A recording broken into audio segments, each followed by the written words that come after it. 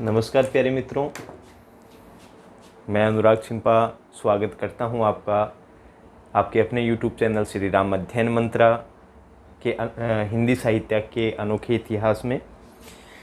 मित्रों, बात चल रही है सूर्यकांत त्रिपाठी निराला की राम की शक्ति पूजा संपूर्ण, और आज आपको पाठ करवाया जा रहा है 9। मित्रों, ये है हिंदी साहित्य, आपका अपना हिंदी साहित्य का अनोखा इतिहास। बहुत कुछ देखने को मिलेगा इस पे आपको, हमेशा से ही अनोखा रहा है और बड़ा ज़बरदस्त भी रहा है। ठीक है मित्रों, पद संख्या है 27। बोले भावस्थ चंद्रमुख निंदित रामचंद्र, प्राणों में पावन कंपन भर, स्वर मेघ मंद्र देखो बंधुवर। सामने स्थित जो यह भूधर, शोभित शत हरित गुलम तृण से श्यामल सुंदर। पार्वती कल्पना है इसकी, मकरंद बिंदु गरजता चरण प्रांत पर सिंह वह नहीं सिंधु। 10 दिक समस्त है हस्त और देखो ऊपर, अंबर में हुए दिगंबर अर्चित शशि शेखर। लख महाभाव मंगल पद तल धंस रहा गर्व, मानव के मन का असुर मंद हो रहा खर्व। यहां तक देखते हैं। भावस्थ का मतलब होता है भाव मग्न। क्या हो जाएगा? भाव मग्न। निंदित का मतलब क्या होता है? लज्जित करने वाले। मुख का मतलब मुख होता है। यहां व्यतिरेक अलंकार आया है मित्रों, क्योंकि व्यतिरेक अलंकार वहां होता है जहां उपमेय के अंदर उपमान से कोई भली या बुरी बात अधिक बताई जाए। अब यहां रामचंद्र आप जानते हैं और उनका मुख है, वो चंद्रमा की कांति को भी क्या कर देता है? लज्जित कर देता है। अब यहां उपमान कौन है? चंद्रमा है। उपमेय मुख है, जबकि मुख किसे लज्जित कर रहा है? चंद्रमा की कांति को। तो उपमान को उपमेय के अंदर चंद्रमा से अधिक कांति बताई गई है, तभी तो वो चंद्रमा की कांति को लज्जित कर रहे हैं। तो यहां व्यतिरेक अलंकार आपको देखने को मिलेगा। क्या आ जाएगा? व्यतिरेक अलंकार। ये हो गया मित्रों। प्राणों में पावन कंपन भर, शरीर में पावन मतलब पवित्र, कंपन का मतलब कंपन हो जाएगा, भर मतलब भरकर। स्वर वाणी, मेघ मंद्र, मेघ के समान गंभीर स्वर। देखो बंधुवर, देखो बंधुओं, सामने स्थित जो यह भूधर, भूधर मतलब पहाड़। शोभित, शोभित है, सुंदर लग रहा है। शत मतलब सैकड़ों। हरित का मतलब हरी। गुल्म मतलब झाड़ियां, या तो क्या हो जाएगा? गुल्म का मतलब झाड़ी, या आप क्या कर सकते हो? कुंज। तृण का मतलब होता है घास। श्यामल मतलब हरा भरा। पार्वती कल्पना है इसकी। मकरंद बिंदु मतलब फूलों का पराग। बिंदु का मतलब बूंदें झड़ रही है। गरजता चरण प्रांत पर, गरज रहा है। चरण प्रांत का मतलब चरणों के, प्रांत मतलब नीचे, तल में। सिंधु का मतलब सागर। 10 दिक, यहां देखिए मित्रों, 10 का मतलब होता है 10, दिक का मतलब होता है दिशाएं। ठीक है, 10 दिशाएं कौन कौन सी हो गई? उत्तर, दक्षिण, ठीक है। इसके बाद में पूर्व, पश्चिम, ये और हो गई 8, एक ऊपर वाली एक नीचे वाली, 10 दिशाएं हो गई। समस्त है हस्त, हस्त मतलब हाथ। देखो ऊपर, अंबर मतलब आकाश में दिगंबर। दिक धन अंबर, दिशाएं ही जिनका क्या है? अंबर है, वस्त्र है। अब जिसकी दिशाई वस्त्र होगा तो वो वस्त्र थोड़ी पहनेगा, तो वो वस्त्रहीन हो जाएगा। तो जैन समुदाय में होता है दिगंबर और पैगंबर।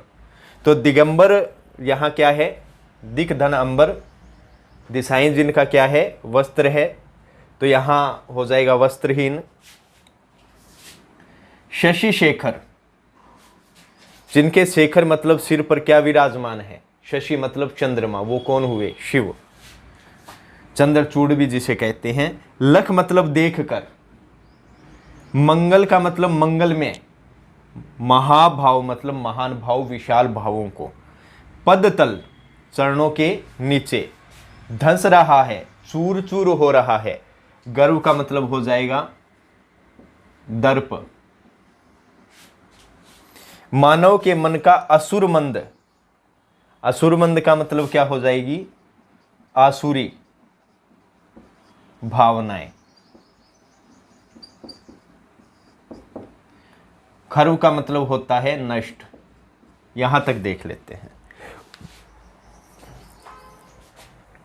अब यहां पर श्री राम द्वारा महाशक्ति की मौलिक कल्पना की गई है, जो कि जामवंत ने उनको एक रास्ता दिखलाया और उस रास्ते दिखलाने से उनके मन में कुछ उत्साह हुआ, वापस संपूर्ण हुआ, उनके मन में थोड़ी प्रसन्नता छाई और वो बादलों की तरह गंभीर हो गए। वही है कि चंद्रमा की कांति को लज्जित कर देने वाले मुख से श्री रामचंद्र भावमग्न होकर बोलते हैं। प्राणों में पावन कंपर भर, अपने शरीर में पवित्र कंपन को भरकर उनके शरीर में पवित्र कंपन होने लग जाता है कि हाँ अब कुछ हम कर सकते हैं। स्वर मेघ मंद्र, और उनका जो स्वर है वो कैसा हो जाता है, बादलों के समान गंभीर हो जाता है। बादलों की गर्जना के समान क्या हो जाता है, गंभीर हो जाता है। यहां उपमा अलंकार भी आप कर सकते हो।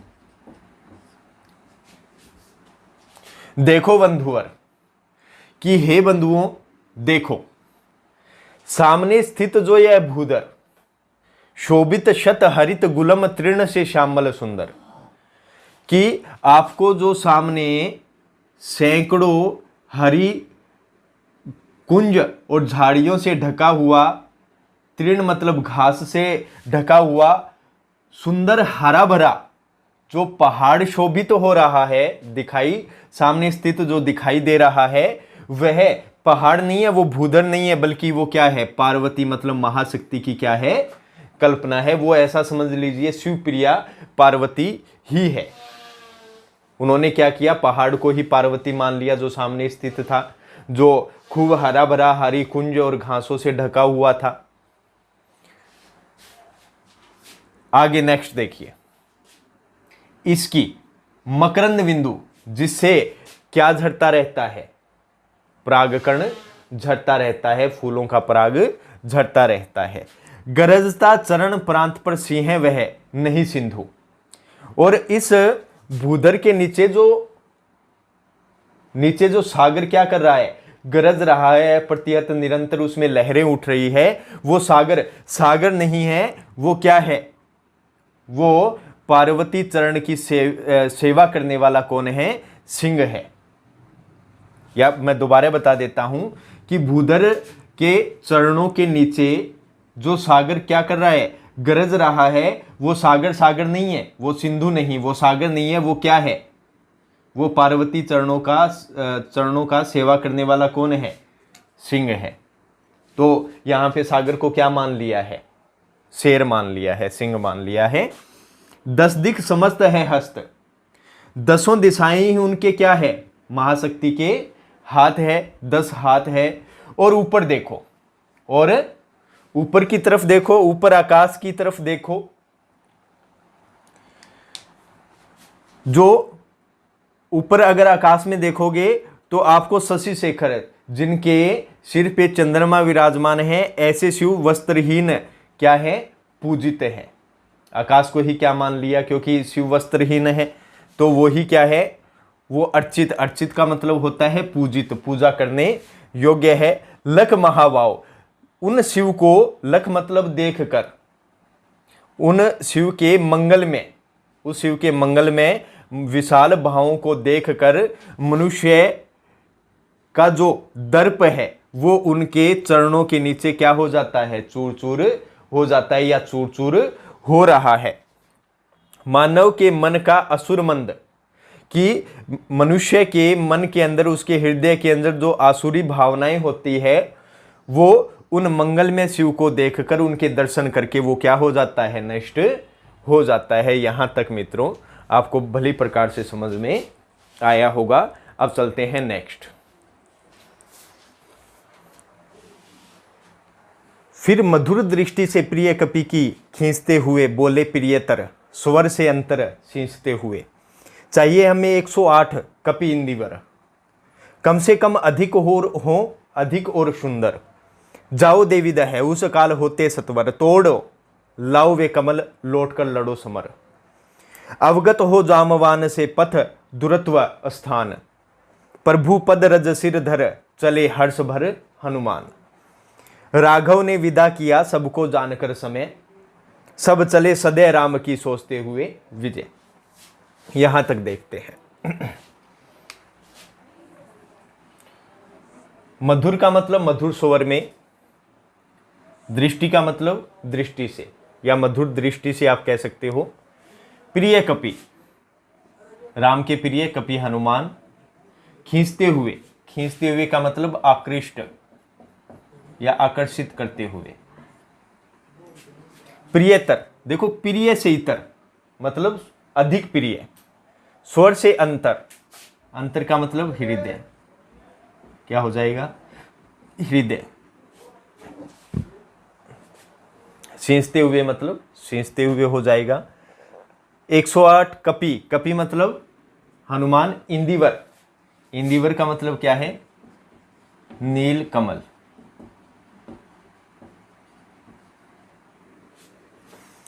कम से कम, अधिक और हो, अधिक और सुंदर। जाओ देवी दह, मित्रों देवी दह ये है एक तालाब विशेष। क्या है, एक तालाब विशेष जहां नील कमलों की अधिकता होती है, जहां नील कमल बहुत होते हैं। उस काल, उषा के समय, सुबह के प्रातः काल के समय, सत्वर शीघ्र, सत्वर का मतलब शीघ्र। तोड़ो लाओ वे कमल लौट कर लड़ो समर, समर का मतलब क्या हो जाएगा, युद्ध। समर का अर्थ हो जाएगा युद्ध। अवगत, अवगत का मतलब निर्दिष्ट, निर्दिष्ट होकर। जामवान से पथ, पथ का मतलब जो रास्ता है, मार्ग है। द्रुत्व, दूरी। स्थान का मतलब उस स्थान की जहां नीलकमल होते हैं। प्रभु पद रज, श्री राम के चरणों की धूल। सिर धर, सिर पर धारण करके। हर्ष, हर्षित होकर, हृदय में हर्ष भरकर, खुशी प्रसन्नता भरकर हनुमान हो जाएगा। राम ने विदा किया सबको जानकर समय, मतलब विश्राम का समय जानकर सबको क्या किया, सभी सभासदों को विदा किया। सदैव, अपनी आत्मा अनुभूति राम को देते हुए और उनकी विजय के बारे में सोचते हुए वहां से सब चले जाते हैं। यहां तक देखते हैं। अब श्री राम ने अपनी मधुर दृष्टि, प्रसन्नता से भरी हुई दृष्टि किसके ऊपर डाली, हनुमान के ऊपर डाली। और अपनी दृष्टि से हनुमान को आकृष्ट करते हुए और अधिक मधुर स्वर में हनुमान के हृदय को सींचते हुए श्री राम कहते हैं कि हे हनुमान, हमको 108 नीलकमल चाहिए। हे कपि, हे हनुमान, हमें 108 नीलकमल चाहिए।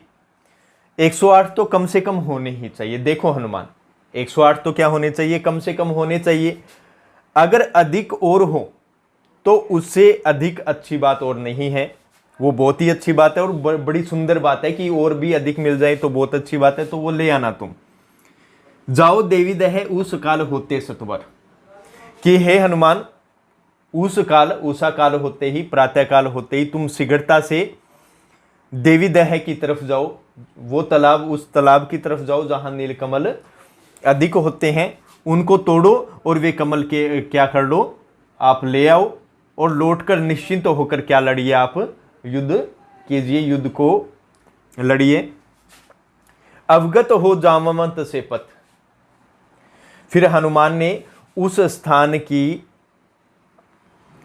स्थान का पथ, उस स्थान की दूरी जामवान से क्या की, अवगत की, निर्दिष्ट उनसे हुए, और श्री राम के चरणों की धूल को सिर पर धारण करके हनुमान हृदय में हर्षित होकर वहां से चल पड़ते हैं। फिर श्री राम ने सभी सभासदों को उनके विश्राम का समय जानकर क्या किया, विदा किया। और सभी जो सभासद थे वो राम की विजय कामना करते हुए और अपना सदैव देते हुए, अपनी आत्मानुभूति देते हुए वहां से क्या हो जाते हैं, विदा हो जाते हैं। ये रहा मित्रों 28वां आपका पद। आज के वीडियो का अंतिम पद और अपने देख लेते हैं, बढ़िया वाला।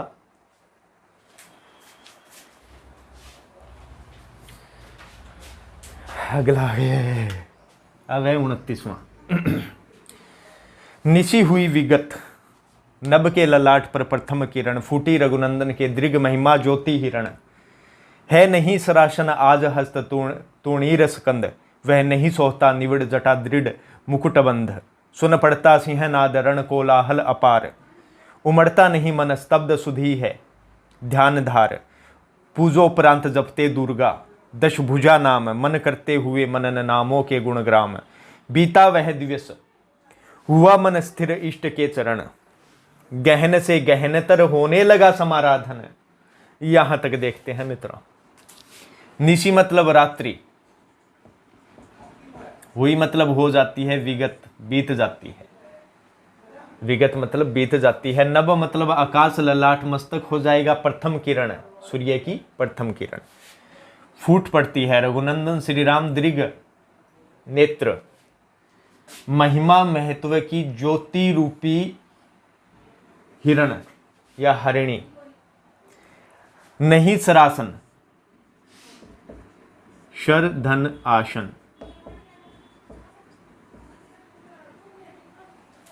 बाण, आसन का मतलब समीप, बाण मतलब बाण हो जाएगा।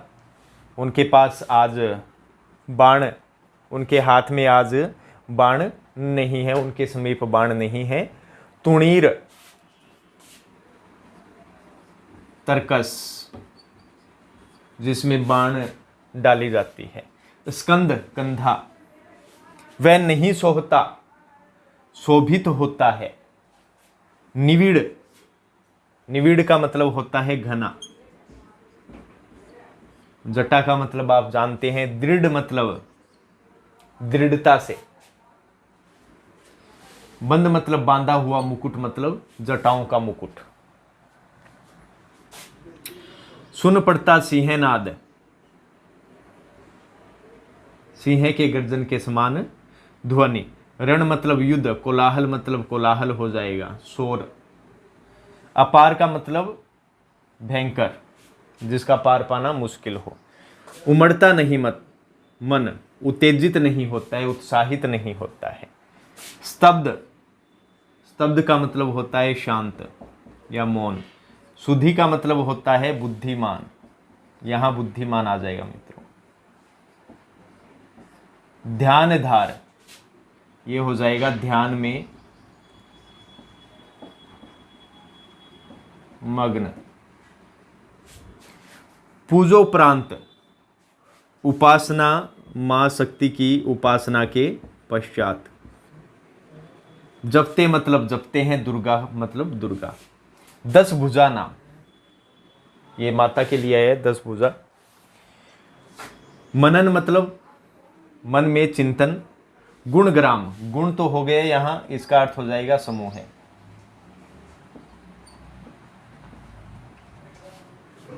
बीता वह दिवस, दिवस का मतलब दिन। मन स्थिर इष्ट के चरण, महाशक्ति के जो चरण है उसके अंदर जो मन है वो स्थिर हो गया।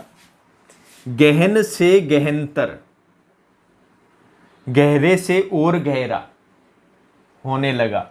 समाराधन मतलब उपासना। यहां तक देखते हैं मित्रों। अब श्री राम हनुमान को भेज देते हैं।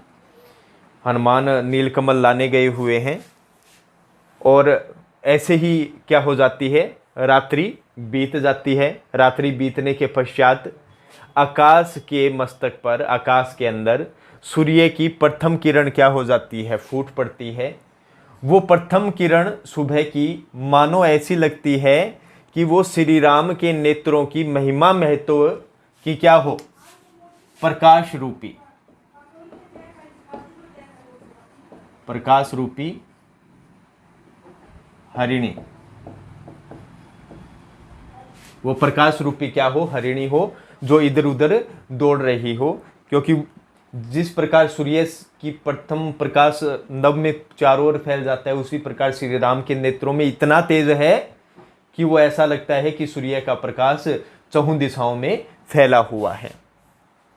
आज जब श्री राम महाशक्ति दुर्गा के उपासना में लीन है, ध्यान मग्न है, तो आज उपासना में रत होने के कारण आज उनके हाथों में बाण भी दिखाई नहीं दे रहे हैं, उनके आसपास भी बाण दिखाई नहीं दे रहे हैं, उनके हाथों में भी बाण दिखाई नहीं दे रहे हैं, ना ही उनके कंधे पे क्या दिखाई दे रहा है, तरकस दिखाई दे रहा है। आज वो जटाओं का मुकुट श्री राम के ऊपर शोभित नहीं हो रहा है, जो सदैव दिखाई दे रहा था, वो उनका दृढ़ता से बांधा हुआ जटाओं का घना जो बंद है वो मुकुट दिखाई नहीं दे रहा है। या कह सकते हैं कि वो दृढ़ता से जटाओं का बांधा हुआ मुकुट है जो घना है, वो आज दिखाई नहीं दे रहा है। सुन पड़ता सिंह नादरण कौशल कोलाहल अपार। और वहीं पे अगर बात करें युद्ध भूमि की, तो उस युद्ध में आज श्री राम की शत्रु सेना का जो सिंहनाद है, सिंह के समान ध्वनि है और भयंकर कोलाहल है, वो साफ साफ सुनाई दे रहा है।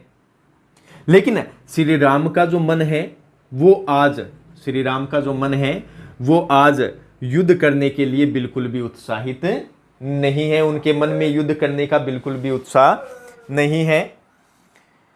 स्तब्ध, वे शांत हैं, वे बुद्धिमान हैं और मां शक्ति दुर्गा के ध्यान में क्या है, मग्न है। अब उपासना के उपरांत, पूजा पाठ करने के पश्चात वे माँ दुर्गा, जो 10 भुजा माँ दुर्गा है, उनका नाम जपते रहते हैं। वो उन 10 भुजा माँ दुर्गा है, उनका नाम जप रहे हैं और अपने हृदय में, अपने मन में माँ शक्ति के गुणों का जो समूह है, जो असंख्य उनके नाम है, वो अपने मन में क्या कर रहे हैं, चिंतन मनन कर रहे हैं। देखो, नाम स्मरण, चिंतन मनन आदि किसके अंतर्गत आ जाता है, नवधा भक्ति में आ जाता है, नवधा भक्ति के अंतर्गत आ जाता है। मन करते हुए ये हो चुका यहां तक, बीता वह दिवस। इस प्रकार मां शक्ति के गुणों का गान करते हुए, उनका नाम स्मरण करते हुए, उनकी उपासना करते हुए वो पूरा दिवस क्या हो जाता है, बीत जाता है, वो पूरा दिन बीत जाता है। और धीरे धीरे जो उनका मन है वो अपने इष्ट अर्थात माँ दुर्गा की उपासना में क्या हो जाता है, स्थिर हो जाता है, लीन होता चला जाता है उनके चरणों में। उनके चरणों में श्री राम का जो मन है, उनका हृदय है, वो क्या हो जाता है, पूरी तरीके से स्थिर हो जाता है। गहन से गहनतर होने लगा समाराधन। और इस प्रकार जो श्री राम की उपासना थी, जो श्री राम माँ शक्ति की उपासना कर रहे थे, वो धीरे धीरे गहरी से और गहरी होने लग गई थी। अर्थात वे माँ दुर्गा की उपासना में पूरी तरीके से लीन हो गए थे, भावमग्न हो गए थे। तो मित्रों, यहाँ तक उम्मीद है बढ़िया से समझ में आया होगा। तो आज का 9वां पार्ट यहीं पे समाप्त होता है। मिलते हैं नेक्स्ट पार्ट में।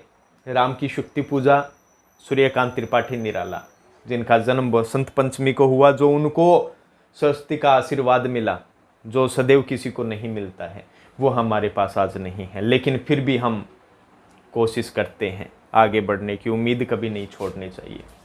इसी के साथ श्री राम अध्ययन मंत्रा का हिंदी साहित्य का अनोखा इतिहास आपसे विदा चाहता है। तब तक के लिए जय हिंद, जय भारत साथियों।